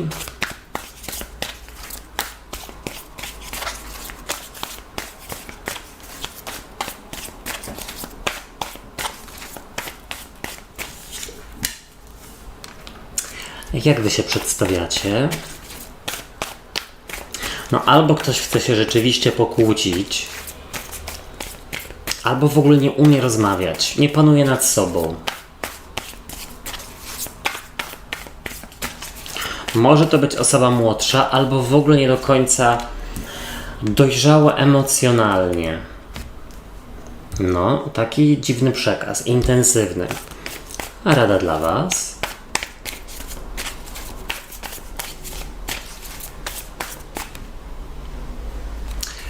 Ale też widzę, że trudno wam odpuścić komuś albo kogoś.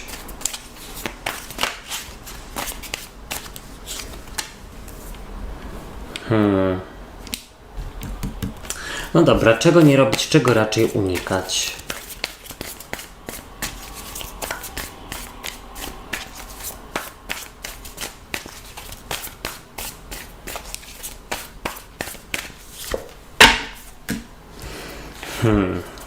No dziwne momento. Słuchajcie, z przełożenia jest 4 buław. Karta stabilizacji i pokoju. Może jakiegoś, słuchajcie, wydarzenia towarzyskiego, może rodzinnego, jakaś uroczystość. I teraz podczas tej uroczystości mam wrażenie, że wpadacie po prostu na kogoś, z kimś kiedyś była kosa. Ale jeśli chodzi o 4 buław, to też jest informacja, że jakiś pokój i spokój jest do osiągnięcia. Ewentualnie ktoś wam ten pokój i spokój po prostu chce zburzyć. No bo ktoś tutaj nie umie panować nad swoimi emocjami. Ktoś być może jest w gorącej wodzie kąpany. Czepia się po prostu. Albo może próbuje gdzieś w innych, albo inaczej, agresją w stosunku do innych, gdzieś odbić sobie swoje jakieś niedostatki emocjonalne na przykład. Tak bym powiedział. W każdym razie tutaj ta karta sugeruje to, co moja babcia mi zawsze mówi. Spokój cię ratuje. Zobaczcie, w ogólnej energii jest karta Króla Mieczy. A Król Mieczy to może być, słuchajcie, były. I może ktoś tutaj na przykład na byłych natrafi podczas tych właśnie uroczystości towarzyskich bądź spotkań. Nie wiem. Jeśli chodzi o Króla Mieczy, no to jest to karta, która sugeruje, że w tym miesiącu, co ja gadam, sprawdzajcie czytania na lipiec. W tym tygodniu należy wykazać się dojrzałością, klasą, opanowaniem, dyplomacją, spokojem. Po prostu. Bądźcie mądrzejsi aniżeli otoczenie i tutaj rzeczywiście jest powiedziane, że cierpliwość się po prostu przyda. No, naprawdę. Głupiemu nie przetłumaczysz, a mądremu nie trzeba tłumaczyć. O, tak sobie powiedzcie. Zobaczcie, przychodzi do was karta rycerza buław, a rycerz buław to może być przedstawiciel trygonu ognia, czyli baran, lew, strzelec, albo w ogóle ktoś taki rozjuszony, wybuchowy, w gorącej wodzie kąpany, ktoś, kto przyspiesza, pogania, popędza, próbuje może wywrzeć na was jakiś wpływ. Również a propos, słuchajcie, jest powiedzmy u cioci na imieninach spotkanie, uroczystość rodzinne i na przykład jest różnica poglądów przy stole, na przykład politycznych. No i wiecie, o co chodzi. Tutaj mam wrażenie, że wypadałoby po prostu odpuścić. Jasne, spróbować edukować innych, ale pamiętajcie, że tak jak już powiedziałem, głupiemu się nie przetłumaczy. Zobaczcie. Do przeszłości, słuchajcie, jakby tutaj nie sugeruję, że wasi bliscy to głupole. Może i tak, a może nie. To wy wiecie, ale mam nadzieję, że rozumiecie. Do przeszłości odchodzi karta Pazia Buław, który jest takim pośrednikiem.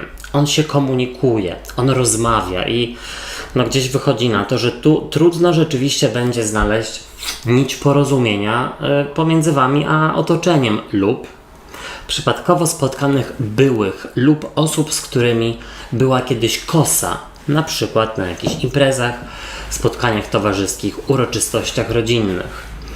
Tutaj rzeczywiście jest powiedziane przy tym Paziu Buław, że wypadałoby się po prostu wycofać trochę, albo pozwolić drugiej osobie, że tak powiem, się tutaj, wiecie, wytrząsnąć i dopiero wtedy, jak już odetchnie, to wy mówicie. Żeby też ktoś zauważył, że ma problem z emocjami. Zobaczcie, wy przedstawiacie się jako karta diabła. To jest ciekawe, bo tu jest informacja, że też nie do końca chcecie odpuścić. Tutaj temperament jest ognisty, bardzo dużo ognistych kart. Ja bym powiedział, że tak, jeśli chodzi o diabła, to wy też chcielibyście, czy tam chciałybyście kontrolować sytuację.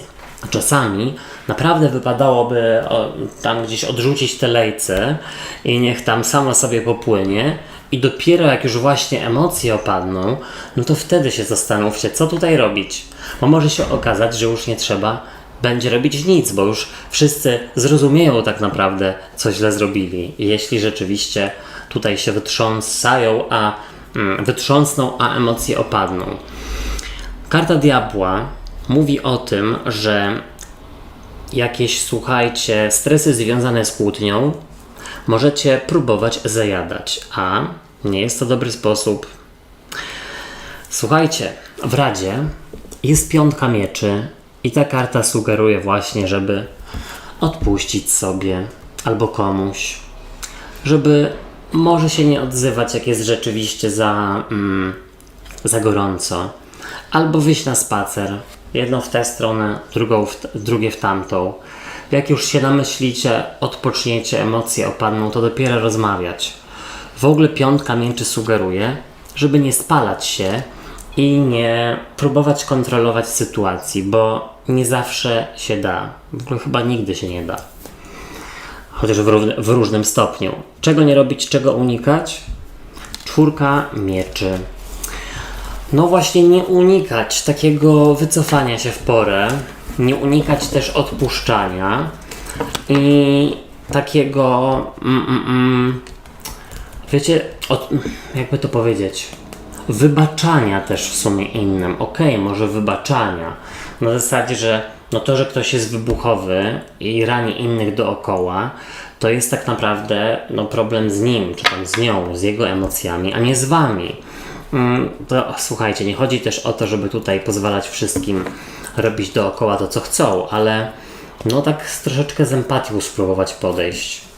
Wszystkiego naj. Barany, witajcie. Co tam u Was w tym tygodniu? Jaka będzie ogólna energia?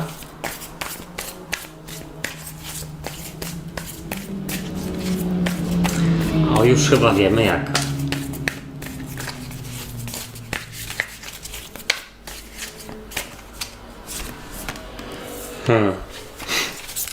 Co do Was przychodzi, co się pojawia?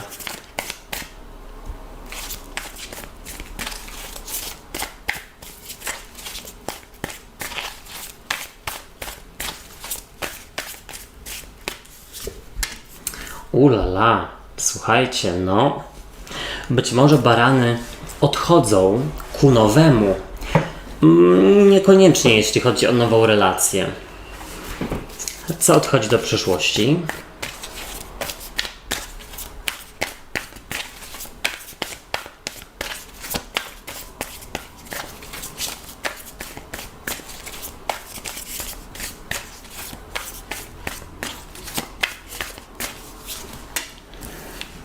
Znowu słuchajcie, kolejny znak chce bardzo kontrolować sytuację, ale nie da się. Albo za bardzo chcecie po prostu i sprawia to, że się spalacie i że bardzo dużo energii zużywacie. Też wasze emocje szaleją. Jak wy się przedstawiacie?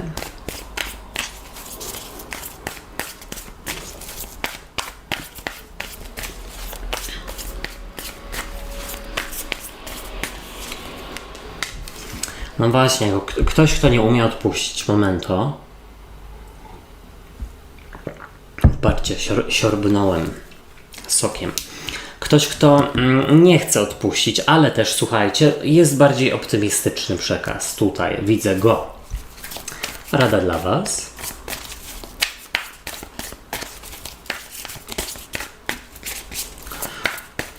A jeszcze jest jedna rzecz. Ktoś może nie chcieć pozwolić sobie na chwilę słabości. Na chwilę słabości związanej z tym, że może nie jestem taki odporny, może nie jestem taki, czy tam taka zorganizowana, jak bym chciała, ale nie będę się za to ganić. Wiecie, o co chodzi. Czego nie robić, czego unikać.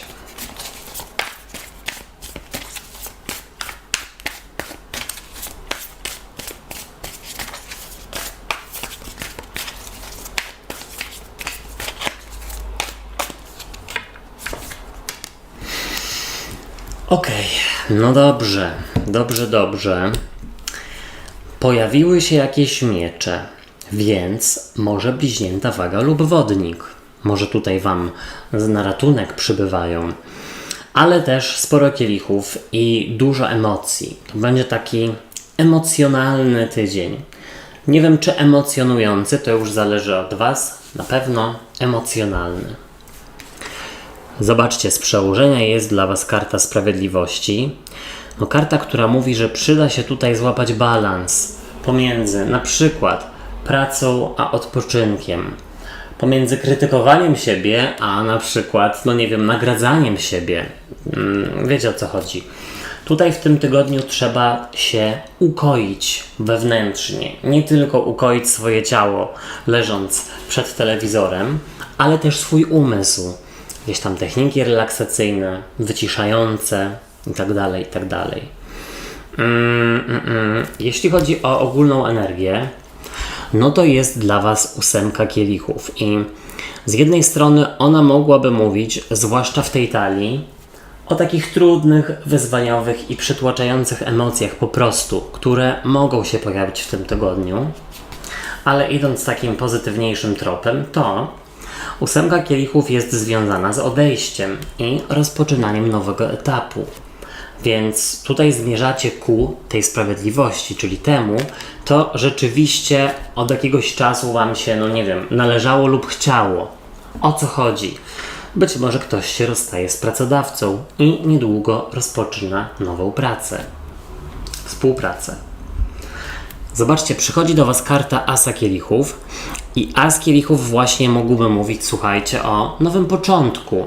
Po pierwsze, nowej miłości, ale patrząc na rozkład, ja tutaj nie widzę nowej miłości.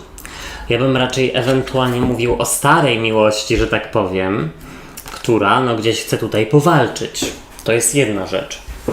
Druga rzecz jest taka, że może to być jakikolwiek nowy początek, na przykład związany z nową pracą, czyli rozstajecie się z pracodawcą i niedługo rozpoczynacie coś nowego.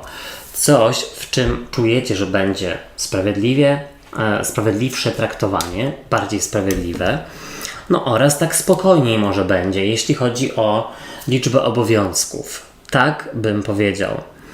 No a z kielichów to też może być to rozemocjonowanie, które do Was przychodzi w ogóle. Może być troszeczkę nerwowy tydzień. Słuchajcie, do przeszłości odchodzi karta Rydwanu, a no Rydwan sugeruje tutaj w tym przypadku jakąś kontrolę pomiędzy tymi rozbieganymi psami. I jako, że to odchodzi do przeszłości, to ja bym powiedział w ten sposób. Barany próbują kontrolować sytuację albo krytykują siebie dlatego, że no na przykład są rozemocjonowane lub rozedrgane emocjonalnie. No na słabości też sobie, słuchajcie, trzeba pozwolić. To jest też, mi się wydaje, cecha dojrzałości, ale emocjonalnej. Ale jeśli chodzi o Rydwan, to też bym powiedział, że być może teraz będzie można troszeczkę zwolnić i odpuścić, zwłaszcza jeśli zmieniacie pracę. W tej nowej może być troszeczkę spokojniej. I już to zaczynacie czuć, na przykład rozmawiając o Waszym wymiarze godzin, o Waszych obowiązkach i tak dalej. Zobaczcie, Wy przedstawiacie się jako paź mieczy. Paź mieczy to jest śledzik, więc ewidentnie ktoś z Was może mieć jakąś ekshumację. Jakiś tam były chce powracać.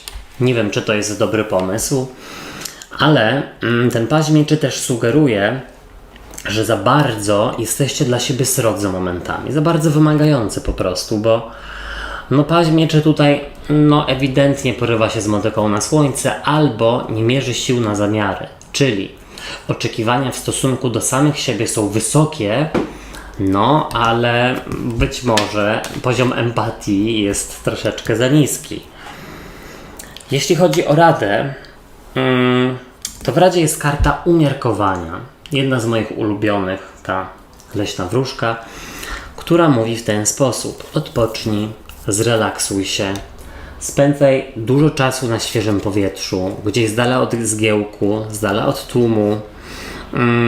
Ta karta też sugeruje, żeby coś sobie odpuścić albo kogoś. Jeszcze jedna rzecz. Jeśli zastanawiacie się, czy zmienić pracę na mniej płatną, ale taką, w której można odpocząć, no to raczej wybierzcie tą mniej płatną, w której można troszeczkę się mniej spalać i mniej tracić życia w niej. Czego nie robić, czego unikać, as mieczy. No, unikać srogości i takiego zero-jedynkowego myślenia, zwłaszcza o sobie. Też bym powiedział, żeby nie odrzucać rad bliskich, zwłaszcza jeśli to jest bliźnięta waga lub wodnik, bo no, ktoś tutaj naprawdę ma dużą mądrość w sobie. No i wypadałoby czasami, chociaż słuchajcie, przyznać komuś rację. Wszystkiego naj. Teraz byki. Ja Was zapraszam na tygodniówkę. Jaka będzie dla nas ogólna energia na ten tydzień?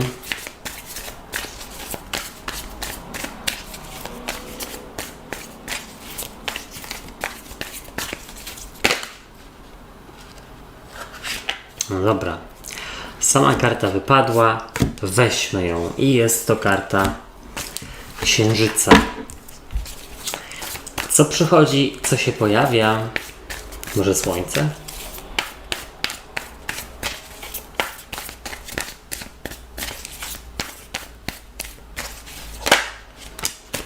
Kolejna karta, która sama chciała wyjść. Co odchodzi do przeszłości?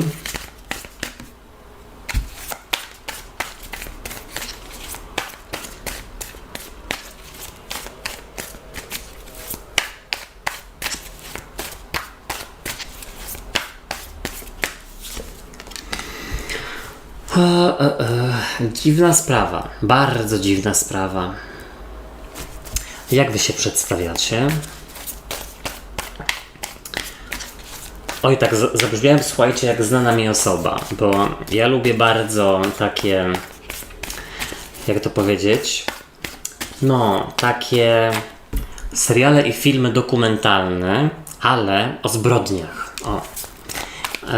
I właśnie z pewną bliską mi osobą lubimy się tak później dzielić swoimi emocjami i tym, no co myślimy na ten temat, kto był winien, kto nie, kto oszukiwał. I właśnie to bardzo dziwna sprawa się stamtąd wzięła. Słuchajcie, rada dla Was.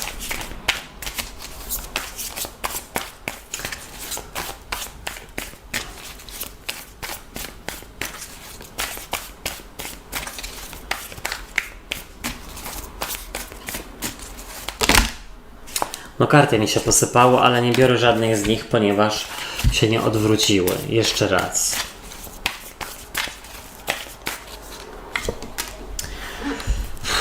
Czego nie robić, czego unikać? Słuchajcie, każda karta inna.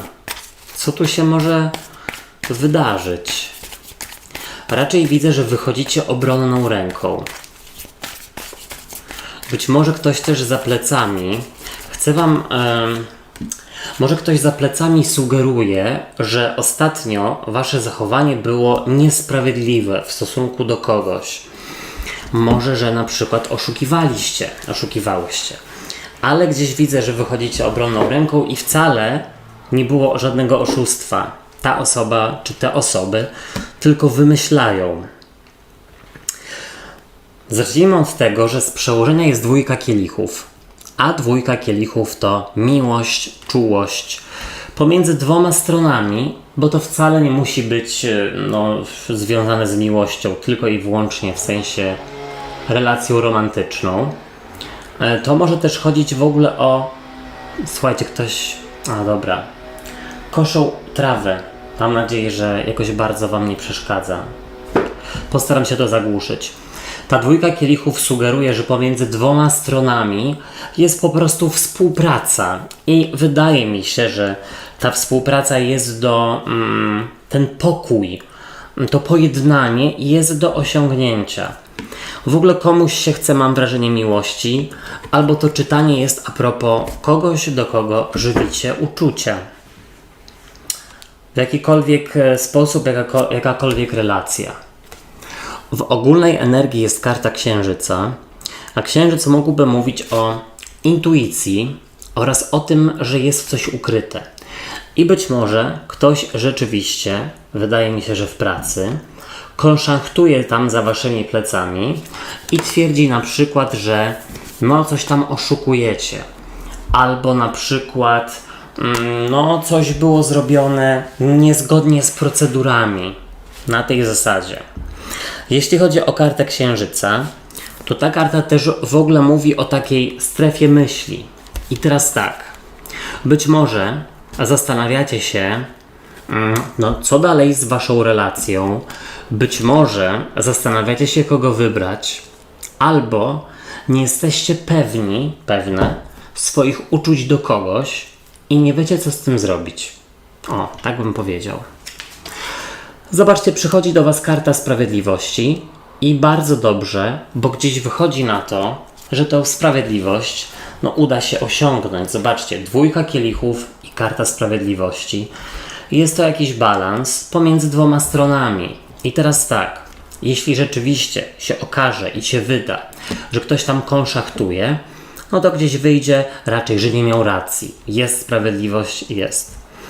Jeśli chodzi o kartę sprawiedliwości w relacji romantycznej, no to powiedziałbym, że w tym tygodniu trzeba podjąć pewną decyzję a propos tego, czy angażować się dalej w relację z kimś, kogo nie jesteście pewni lub pewne. A może w ogóle, słuchajcie, chodzi o wagę, bo karta sprawiedliwości to jest waga, słuchajcie. Ewentualnie bliźnięta lub wodnik. Oczywiście możecie sobie to zamieniać. To ktoś może jest niepewien uczuć do was. To w zależności od tego, jak tam macie. Do przeszłości odchodzi 9 monet, a 9 monet sugeruje taką samowystarczalność, ale też wiecie co? Zaufanie do samego siebie, do samej siebie.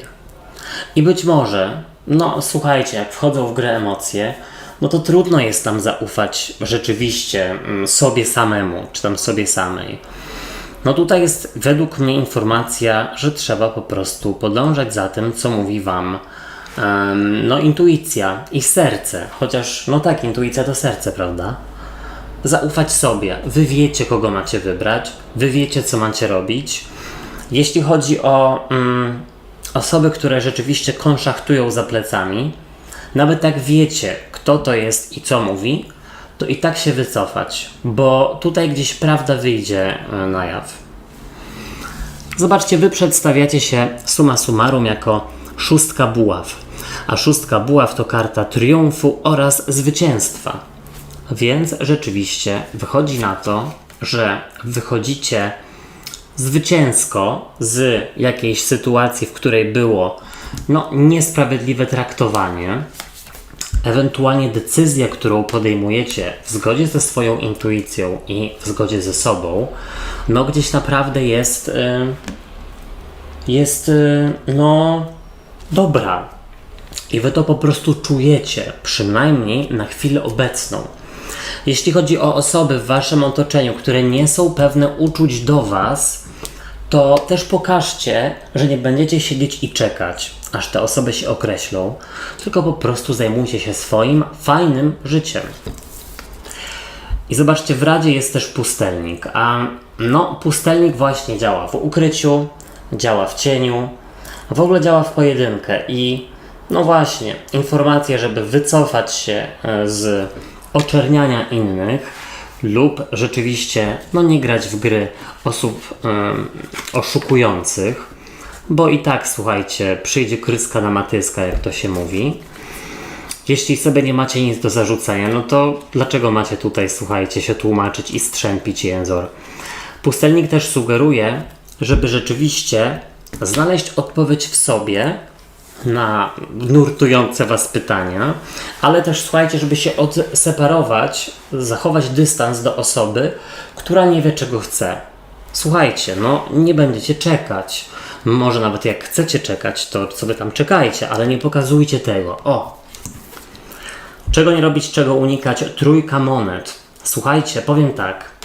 Po pierwsze, nie naprawiać czyichś błędów. Niech te osoby same sobie poradzą ze swoim piwem, które naważyły. Ta karta też w ogóle mówi, żeby nie pozwalać innym budować na swoich osiągnięciach, na waszych osiągnięciach, swojej opinii bądź pozycji. Mam nadzieję, że z kimś to rezonuje. Jeszcze jedna rzecz. Nie brnijcie w coś, czego nie jesteście pewni lub pewne. Ewentualnie powiedzcie komuś, że nie jesteście pewni lub pewne. Może jakoś trzeba zwolnić trochę tempo. Wszystkiego naj. Bliźnięta. Witam was na tygodniówce. I jaka będzie dla was ogólna energia?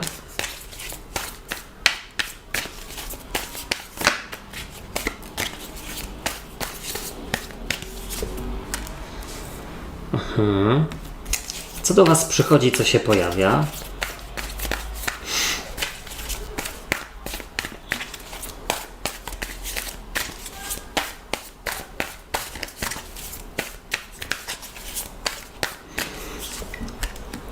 Oj, wybaczcie. Wybaczcie, pardonsik. Co odchodzi do przeszłości?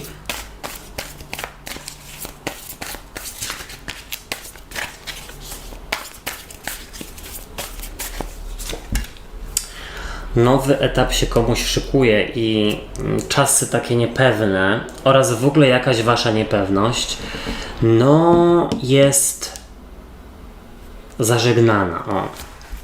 Jak Wy się przedstawiacie?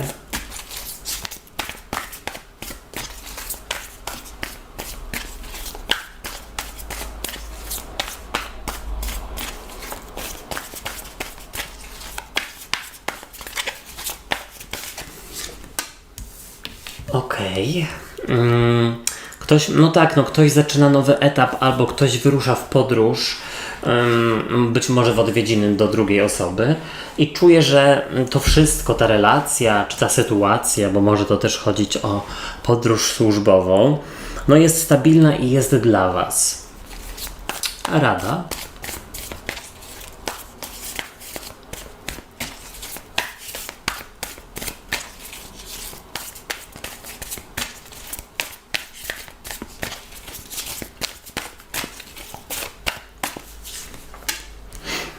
I czego nie robić, czego raczej unikać.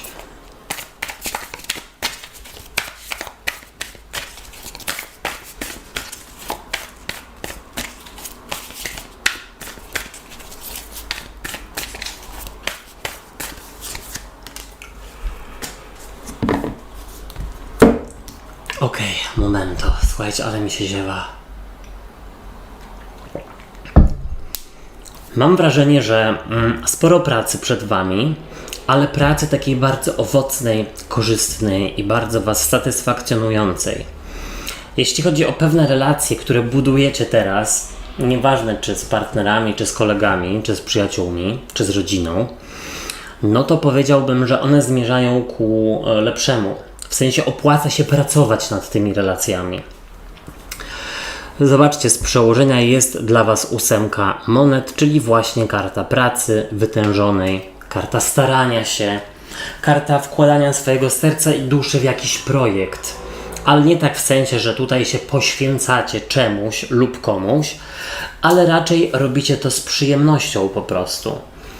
Tutaj jest też informacja przy tej karcie, że jeśli rozpoczynacie nowy etap w swoim życiu, będzie on bardzo rozwojowy i da Wam dużo nowych doświadczeń, dużo nowych lekcji życiowych i dobrze jest w ogóle rozpoczynać coś nowego w najbliższej przyszłości. W czytaniach na lipiec może coś tam sobie jeszcze wyciągniecie więcej. Zobaczcie, w ogólnej energii jest trójka buław, czyli właśnie karta bramy. Karta nowych początków, która sugeruje, że po pierwsze, na obecne sprawy jesteście w stanie spojrzeć nowym, świeżym okiem. Wow, ktoś ma nowe oko. Ewentualnie ktoś z Was rzeczywiście wyrusza w podróż typu może nie, słuchajcie, może to być podróż w sensie odwiedziny kogoś, ale mi się wydaje, że tutaj bardziej chodzi o podróż w sensie nowa praca lub w jakiejś relacji przechodzicie pewną transformację i zaczynacie od nowa, z nową jakością w tej relacji, z jakimiś zasadami, z jakąś wiedzą, czego nie robić, co robić, co lubimy, czego nie lubimy. Zobaczcie, przychodzi do Was karta śmierci. A karta śmierci to karta transformacji, czyli też gdzieś powiedziałbym, że kolejna karta nowych początków. Jakaś relacja ma szansę wejść na wyższy poziom, odnowić się, przetransformować. Tutaj może nastąpić wybaczenie oraz chęć z dwóch stron, gdzieś pracowania nad tą relacją. Karta śmierci też sugeruje, że jeśli rozpoczynacie rzeczywiście nowy etap, na przykład zawodowy, to już czujecie taki powiew świeżości, że kurczę, wreszcie ta stara rutyna i ta nuda gdzieś się zakończy. będą nowe wyzwania, nowi ludzie. Zobaczcie, do przeszłości odchodzi karta 4 kielichów, która jest związana z takim trochę rozmemłaniem, trochę nieumiejętnością podjęcia decyzji, trochę takim, że nie wiem na czym stoję, nie wiem czego chcę i to się kończy. To też jest na przykład związane z tym, że jeśli jest relacja 2 osób, czy tam więcej, no to tutaj wiecie na czym stoicie i nad czym konkretnie macie pracować. I też wiecie, czujecie właściwie, że ma to sens. Właśnie ta praca to próbowanie. Tu też jest taka informacja, że nie odrzucicie czegoś, albo lepiej nie odrzucać czegoś nowego, bo to będzie dla Was lepsze aniżeli obecne. Zobaczcie, Wy przedstawiacie się jako 3 monet. No już kolejna trójka. 3 buław i 3 monet. A ta karta sugeruje właśnie budowanie nowych, zdrowych fundamentów pod pewną relację, która wygląda przyszłościowo, lub przez Was budowanie sobie nowej albo kariery zawodowej w nowym miejscu pracy. Czy tam budowanie w ogóle swojego autorytetu tam. No tutaj ewidentnie dobry przekaz dla osób, które rzeczywiście szykują się do zmian pracy, szkoły. No tak bym powiedział. Tutaj bardzo się staracie i jest o co. I bardzo dobrze. Rada. Rada to jest 2 buław.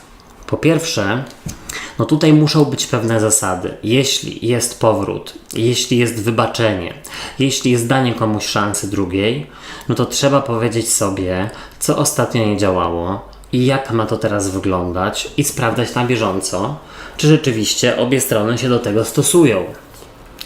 2 buław też mówi o tym, żeby wychodzić ze strefy komfortu.